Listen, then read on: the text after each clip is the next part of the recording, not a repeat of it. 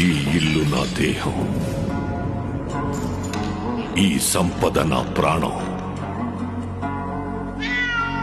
నా తదనంతరం కూడా దీన్ని నేను మాత్రమే అనుభవిస్తాను.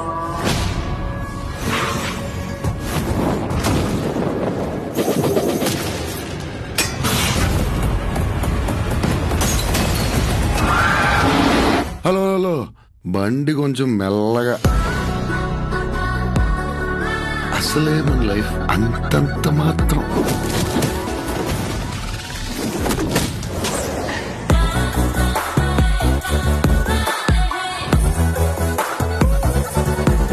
చెప్పు, చేసిన పాపమేమి?